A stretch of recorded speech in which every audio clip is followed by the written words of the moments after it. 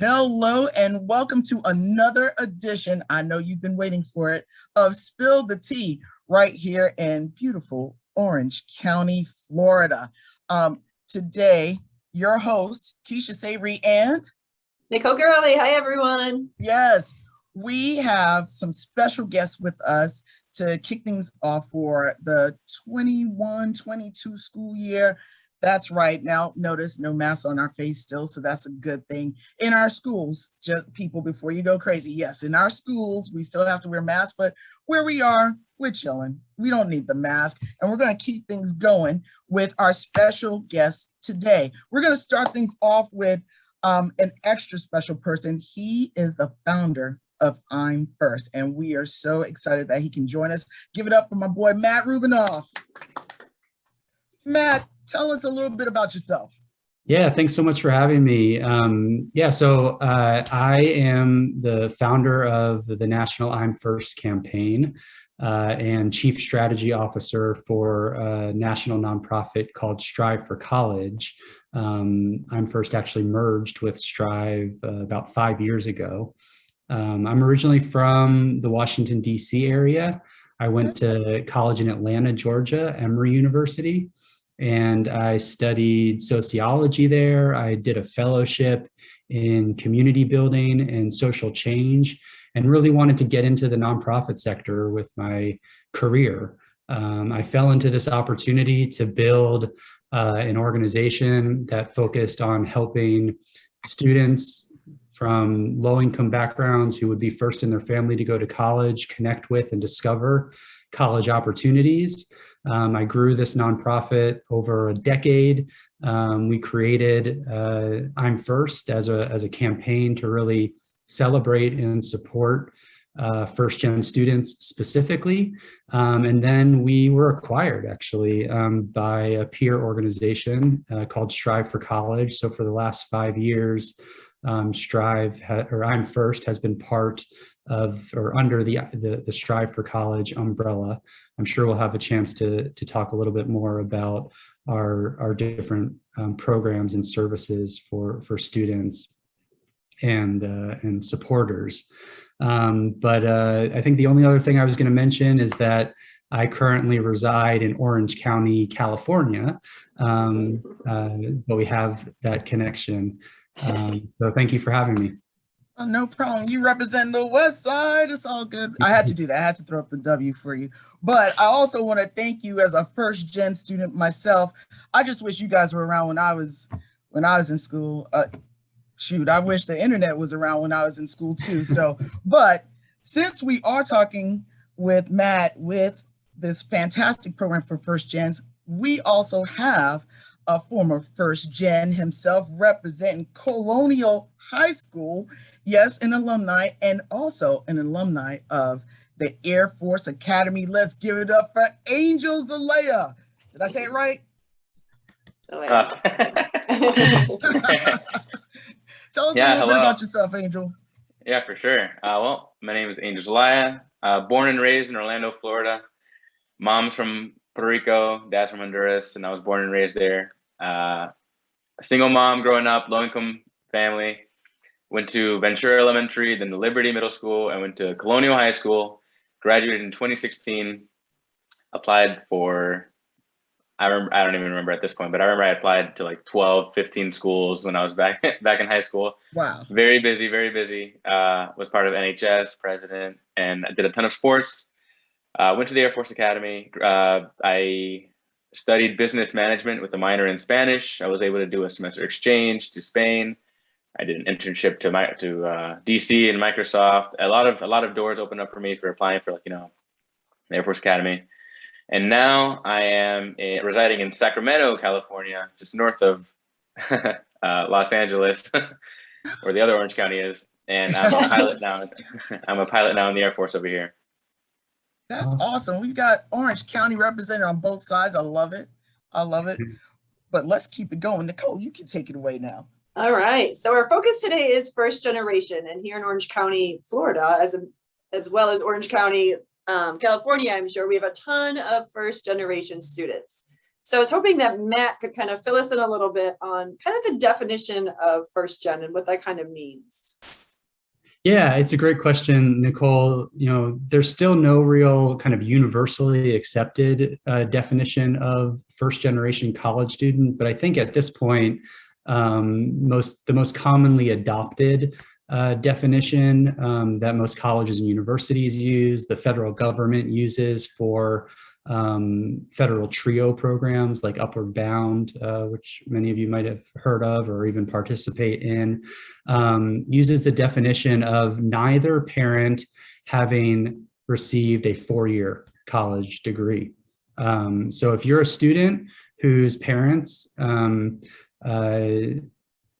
don't have a college degree or even have gone to some college or finished an associate's degree or a technical certificate, you still, by most definitions, are a first generation college student. And I think what we think is so special about being the first is that it's something to be celebrated. It connotates, breaking barriers, overcoming obstacles, and setting a new trajectory for your family by making it to college and completing college. And so we recognize that that's special and are looking to celebrate and support students like you, as are many colleges and universities who have a growing number of programs and opportunities and resources for students like you on their campus, whether it's a dedicated first generation scholarship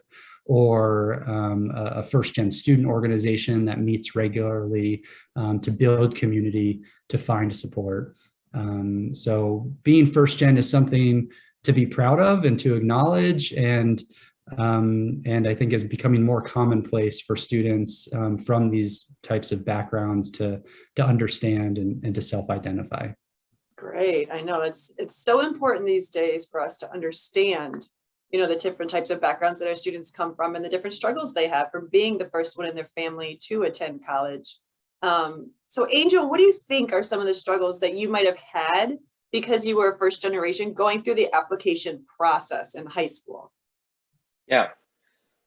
So, I mean, the biggest thing is because I'm first generation, I don't have the same resources as, like my parents or my mother specifically didn't have the opportunity to go to college. So just that one less resource that I could go to for any kind of information or anything like that. I really did have to go outside and seek help from other resources, specifically my guidance counselor. My go-to was my guidance counselor every single time. And if she didn't know, she would refer me to someone else.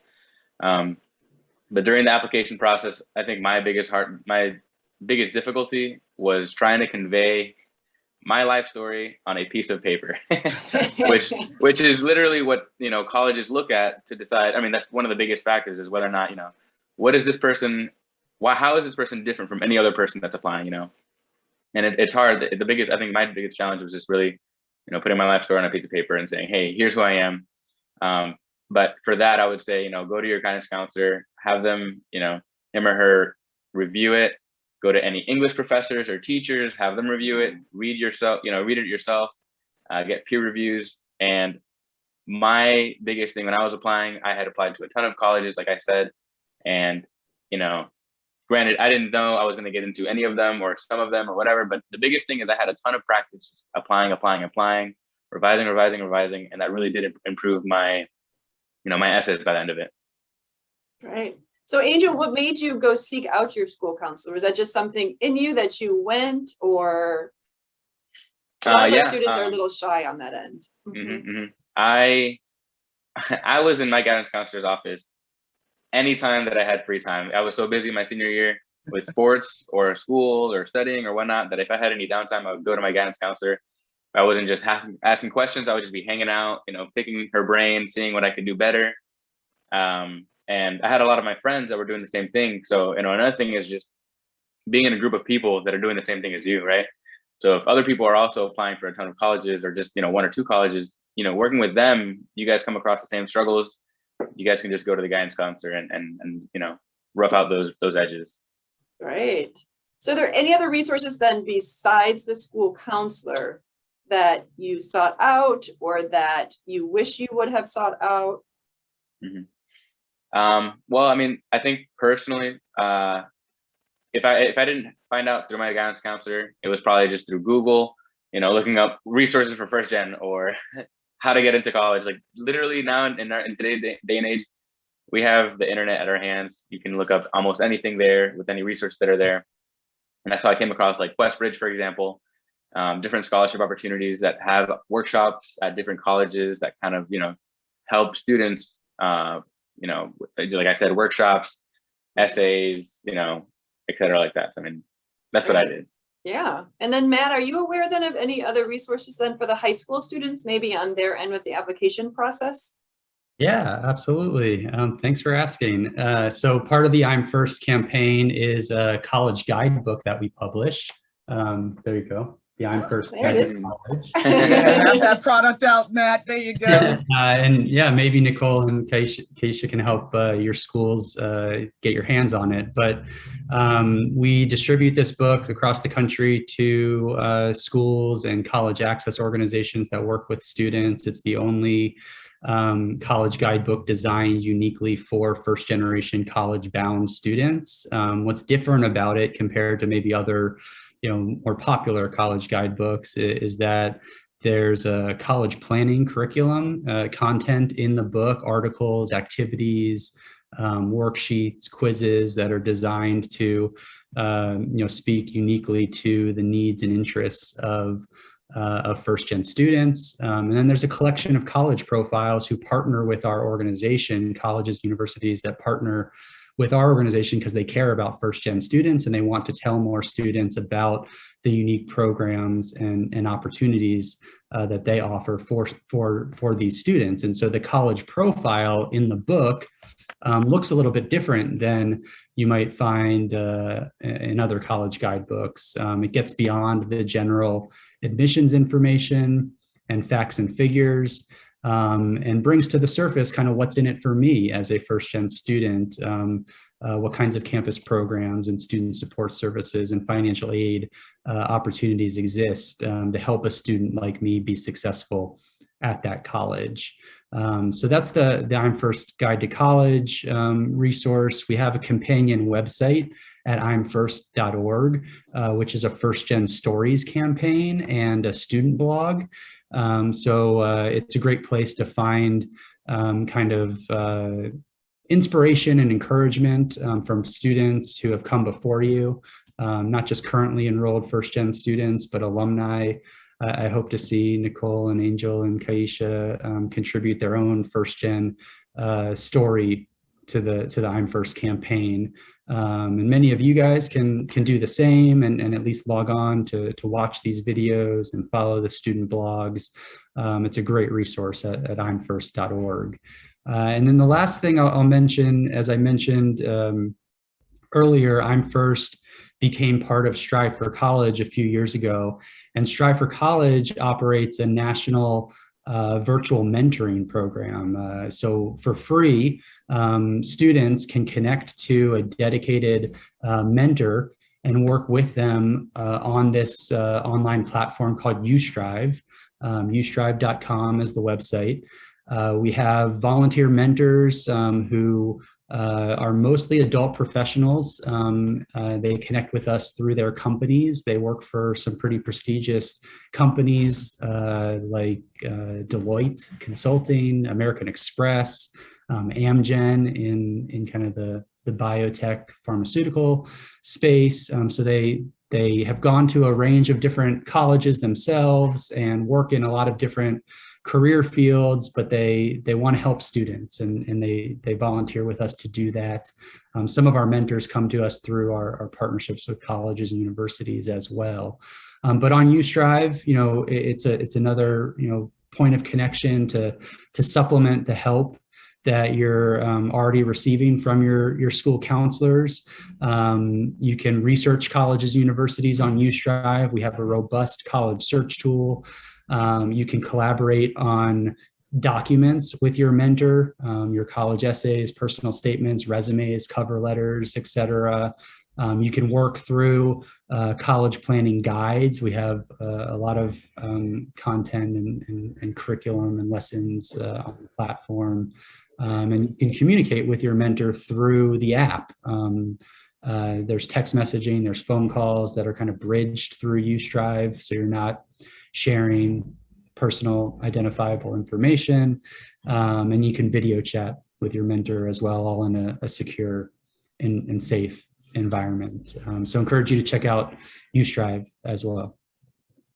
That is awesome, and so much info just right in front of them. I mean, I know that Angel, we're probably on the same page. You know, when your parents, my parents are from Trinidad, and they had no idea what the American, you know, school system was like. So they're like, man, how can I help them?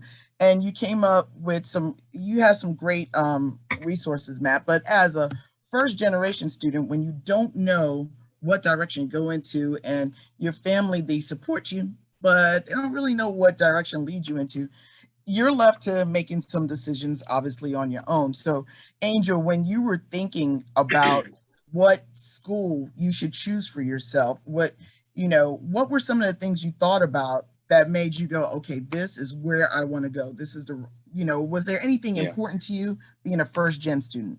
Yeah, there was a lot of things I thought about. Some of those things, simple as, location. I mean, it all depends on who, it really just depends on, the specific person. But for me, I looked at location, how far I wanted to be from home, reputation of the school, how good was the school, how far away was it, all that. But personally, for my own goals, I really wanted to grow, mature, and, adventure on my own.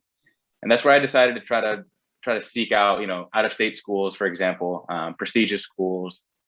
I really wanted to grow. I didn't want to, and nothing wrong with that, but I just didn't want to go and continue on the same in Orlando, for example. So I did apply for a lot of out of state schools. But the con to that, right? I mean, during my experience at college, I didn't have the same resources that someone that went to Valencia or UCF, they had. They could just go home, or they can go to their friends that are just down the street. They could see their friends, all that. I felt a lot more alone during my process, going to college than someone that had stayed back. But that really did force me to have to grow and mature like that, so. Yeah. That was my personal. That's what I wanted, and I knew I had wanted that, and those are some of the things that I had thought about. But like I said, there's a lot of pros and cons to both sides. But the biggest things were just location, reputation, and obviously, the cost, how much school, and being realistic with the amount of loans, grants, and scholarships that one has. So how did you deal then with being lonely and being by yourself, and what kind of things did you do at the college then to kind of help out with all that? Well, first thing I did was they have, every single college has like their rush, so it's like what clubs and sports they have there. And the first thing I did was grab some people that I had met at lunch, for example, and, just walked around, see what clubs all the clubs are just saying, hey, we want you, we want you, we want you. So I had joined the Hispanic Heritage Club, because as a Hispanic in Orlando, going to university that's, doesn't have a lot of Hispanics, that alone kind of, make me feel different or, alone, whatnot. So I joined that club. I had joined a volleyball team, so we met every single day. So just like that, those two things alone, I was already part of, two teams, and that helped me a lot more with, feeling lonely and whatnot. So I think that is such a great idea, joining clubs. A lot of students really don't think about going to college and thinking, hey, I could join a club, intramural sports, this would be great. And I know that, you chose the Air Force Academy. So what was it about the Air Force Academy that made you go, let me go there? I had visited one time on a trip and it was beautiful, and I was like, I'll apply here. No, but I had family that was in the military and as officers, and I had thought about maybe joining as an officer, and the best way to do it is just going through a military academy. I didn't know I was going to go in. The process is a lot more lengthy and rigorous than normal university, which made applying for normal universities a lot easier. I had to get a congressional nomination, and that itself was a process. But, ultimately I did decide, I wanted to go to this university because one, college was free for me.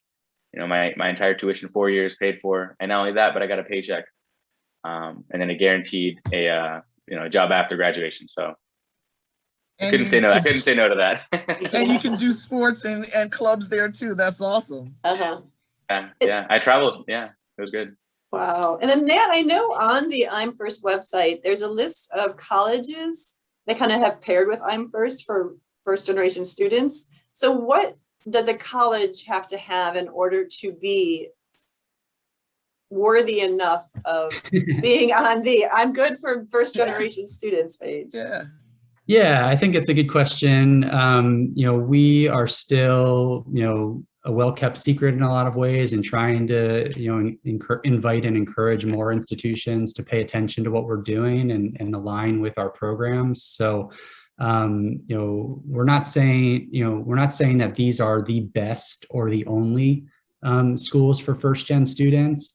It's not a ranking or a rating. There is some vetting that goes into it, but colleges do apply to be part of our program. But in that sense, it's kind of a representative sample of institutions that have demonstrated that they care about first gen students and want to be a part of a program like ours to tell prospective students, across the country to reach a wider audience, with their reach and with information about their institution. Generally speaking, we are catering to institutions that are demonstrating high or at least above average retention and graduation rates, so that they are showing that they're able to get students, especially first gen students, to the finish line, which is important because it's one thing to get there, but really the goal is to finish with that degree.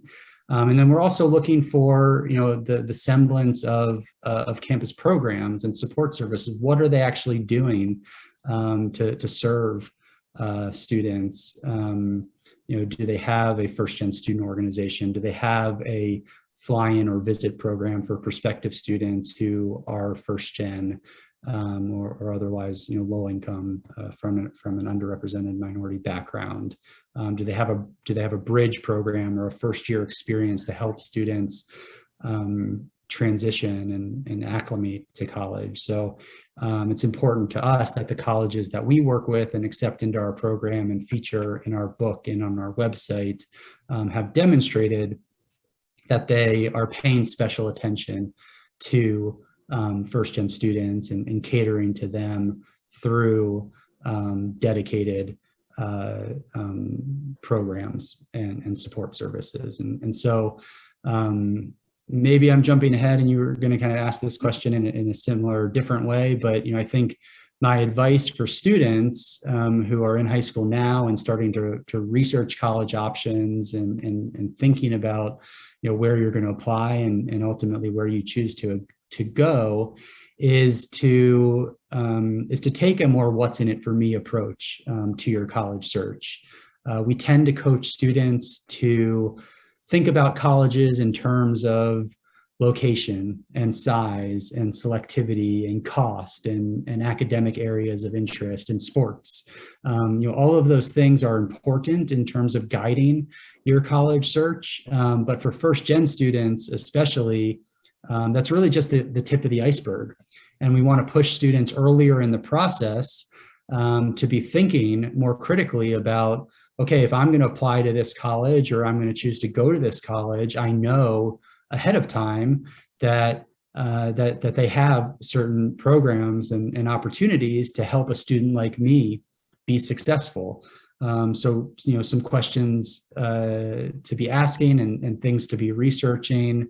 Does this college offer a special fly-in or visit program to help me experience life on campus before enrolling? Do they have dedicated scholarships for first-gen students or diverse student populations?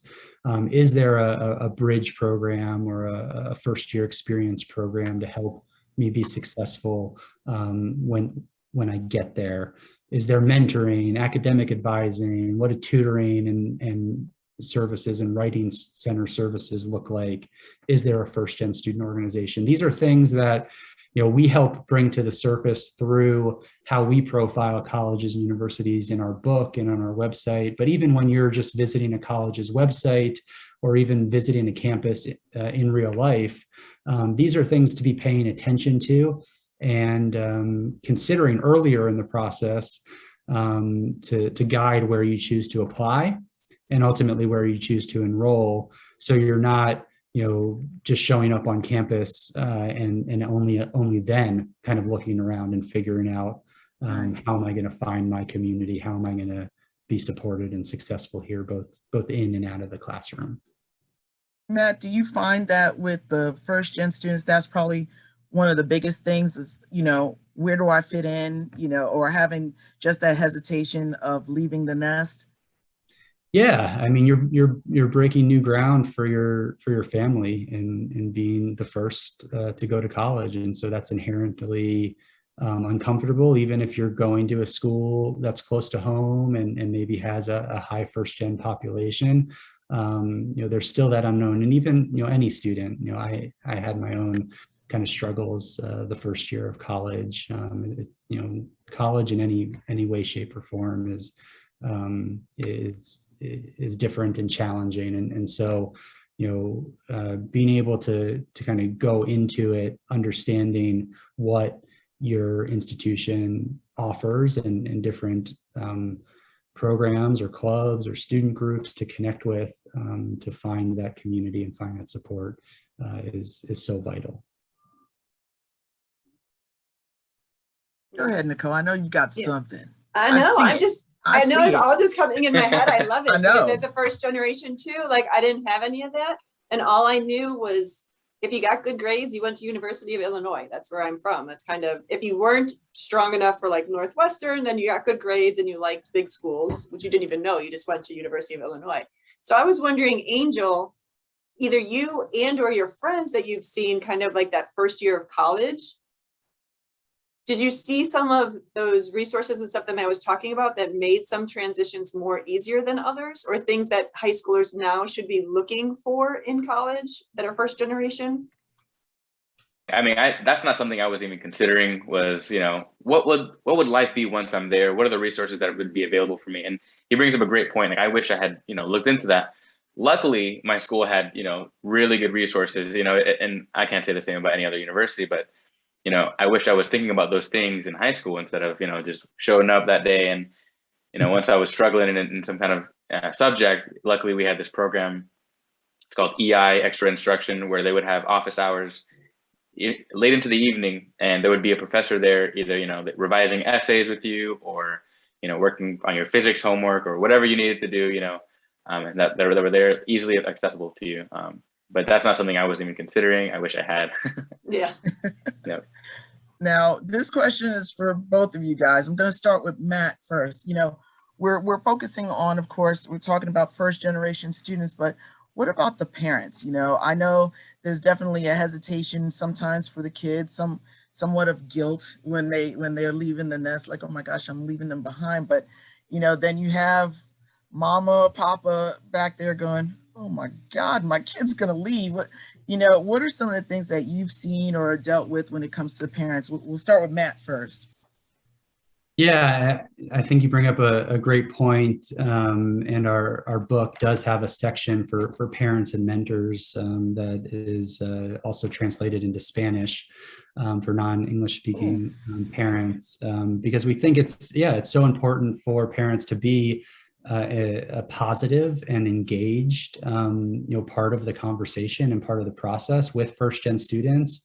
There is, I think, this common understanding of the value of college, but and kind of vague general support for their children to pursue that, but because of the unknown, we do find often that parents of would-be first gen students sometimes are kind of detractors or negative influences on their students, pursuit of college. They're reluctant for their children to leave home. Sometimes it's important that they have, jobs and income that is supporting the family. And so, we try to, dispel some of the common myths about college and give, students and parents some kind of conversation starters to help them kind of be part of the process, even if they're not going to be driving it for their students. But understanding, the lifetime earnings differential if you have a college degree versus if you don't. Dispelling the loans myth. Loans and debt can be scary, but it's an investment in your future. Loans aren't always necessary. Some colleges will pay full tuition or have scholarships to cover costs. You can go to the Air Force Academy and have your education completely paid for if that opportunity presents itself. But loans sometimes are smart for the right opportunity. It's important that if you take on student loan debt, that you persist and you graduate, and that you have that piece of paper to show for it, because that's what's going to make the difference in your future earnings that help you pay back those loans. But sometimes, taking on a few $1,000s of student loan debt for the right college fit for you can be the right move and pay dividends well into your future. So helping educate parents on the costs and financial aid, I think, are a big part of it, and breaking things down to help students, help parents be more supportive and encouraging and a positive influence on their students' pursuit of college is I think what we're all about. All right, Angel. So now tell me, how was your family when you said, hey, I'm going? What was it like at home for you? Well, as an only child to a single mother, I feel you. It was Angel. a big deal. It was a big deal. Yeah, no, absolutely. Luckily or unluckily, my grandmother didn't allow my mom to go to college when she was growing up in Puerto Rico. So that really made an impact on my mom's outlook on college and what it meant for someone, So when I was presented and I was doing well in school and she was like, get on out of here, go, because she didn't get that opportunity. And although as much as she knew that she would miss me and it would hurt her, she was more than happy to, let me fly, let me go and do my own thing, And like Matt said, it really is an investment, whether or not I went to any university and took loans, whatnot, it's an investment for my future, right? And now I'm in a position financially where I could actually go back and help my mom out, with anything that's going on. And it's all because of the fact that she just let me go, And as much as it hurt her, it's like, got on out of here. It's the best thing that could happen for you, and it was the best thing that could happen for me. And now literally I can help my mom, and it's all because of the decision she made. Wow, amazing. I know. We are definitely wrapping up here. We try to keep them as short. We don't want to keep you guys. I know you probably, what time is it there then? 11, 10? Sorry. Earlier than 3 hours earlier than it is here. So I just want to say, Angel, we're so proud of you. First generation OCPS grad. Congrats on everything you've done. And thank you so much, Matt, for all of the great resources and tips you have for our first generation students. I know, like Keisha said earlier, we both just wish there were more resources out there, and it was something talked about back then, because just talking about it and finding others that understand what you're going through is such a great first step. So thank you both so much. Enjoy the West Coast out there. Now wait, Matt, do you want to plug your I really just want to applaud Angel and say, congratulations and keep up the good work. You're a stud, and right awesome there. give back and do something like this, yeah, definitely, you can be proud in declaring I'm first. And Nicole and Kaisha too, as proud first gen grads, but also, thank you for the work that you're doing with students and with the district in Orange County. And yeah, thanks for having me. Yeah, feel free to please check out ustrive.com and imfirst.org and take advantage of those programs and resources available to you. Thanks for having me. Thank you guys. We really appreciate it. And so that's it for another edition of Spill the Tea on the East Coast, Orange County. Thank you. And if you like what you see and you want some more information, feel free to check us out on YouTube, on our YouTube channel. We have many other episodes out there. But once again, thank you, Angel. It was a pleasure. Matt, thank you for all that you do.